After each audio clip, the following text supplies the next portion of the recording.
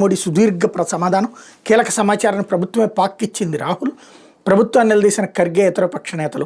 ఉగ్రవాదంపై చర్యలు తీసుకోకుండా ప్రపంచంలో ఏ దేశం మనల్ని అడ్డుకోలేదని, ఆపరేషన్ సింధూర్ని ఆపాల్సిందిగా ఏ దేశ నేత కూడా అడగలేదని ప్రధానమంత్రి నరేంద్ర మోడీ స్పష్టం చేశారు. ఉగ్రవాదం నుంచి మనల్ని మనం కాపాడుకునే విషయంలో యావత్ ప్రపంచం నుంచి దేశానికి మద్దతు లభించిన కాంగ్రెస్ మాత్రం దేశ సైనికుల శౌర్య పరాక్రమాలకు అండగా నిలబడడం లేదని విమర్శించారు. పాల్గామ్ దాడి, ఆపరేషన్ సింధూర్లపై లోక్సభలో 2 రోజుల్లో 19 గంటలకు పైగా జరిగిన ప్రత్యేక చర్చకు సమాధానంగా మంగళవారం సాయంత్రం ఆయన 102 నిమిషాల పాటు మాట్లాడారు.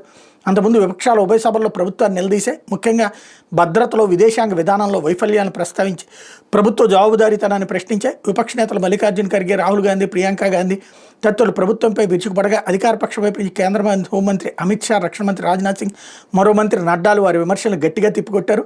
ఉభయ సభల్లో వాగ్వివాదాలు చోటు చేసుకుని చివరిలో మోడీ సవివరంగా స్పందించి విపక్షాల పాలనలో జరిగిన తప్పిదాలను తన శైలిలో ప్రస్తావించారు. ఉగ్రవాదులను ఏరివేయడంలో ఆపరేషన్ సింధూర్, ఆపరేషన్ మహదేవ్ కీలక పాత్ర పోషించారని స్పష్టం చేశారు. భారత్ పాక్ యుద్ధాన్ని నిలువరించినట్టు అమెరికా అధ్యక్షుడు ట్రంప్ పదే చెప్పడంపై విపక్షాల విమర్శలకు సమాధానం ఇచ్చారన్నటువంటి వార్తని హైలైట్ చేశారు. అయితే మా రాష్ట్రం అవకాశాల గని, పెట్టుబడులు పెట్టండి, సింగపూర్ దిగ్గజ సంస్థలకు సీఎం చంద్రబాబు పిలుపు. ఆంధ్రప్రదేశ్లో ఎంఆర్ఓ కేంద్ర ఏర్పాటుకు ఎస్ఐఏ ఆసక్తి. ఏపీ సింగపూర్ భాగస్వామిపై ఆ దేశాధ్యక్షుడు షణ్ముగరత్నంతో చర్చ. సింగపూర్లో 3వ రోజు పర్యటనలో సీఎం చంద్రబాబు మంగళవారం వివిధ పారిశ్రామిక దిగ్గజ సంస్థల ప్రతినిధులు సమావేశమయ్యారు. రాష్ట్రంలో పెట్టుబడులకు ఉన్న అవకాశాలను వారికి వివరించారు. సీఎం ప్రతిపాదనలకు పలు సంస్థలు సానుకూలంగా స్పందించే సాంకేతిక సహకారంతో పాటు పెట్టుబడులు పెట్టేందుకు సంసిద్ధత తెలిపాయి.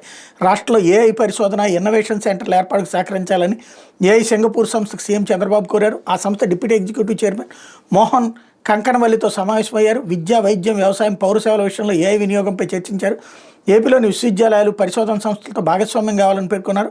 మా విద్యార్థులకు ఏఐ ఎక్స్చేంజ్ ప్రోగ్రాములు, స్కిల్ డెవలప్మెంట్ మాడ్యూల్స్ అమలు చేయాలి. Technology promotion, deep tech, AI రంగంలో సహకరించాలి. రాష్ట్రాన్ని కృత్రిమ మేధ హబ్గా తీర్చిదిద్దాలని ప్రభుత్వం భావిస్తుందని చంద్రబాబు చెప్పారన్నటువంటి వార్తని హైలైట్ చేశారు.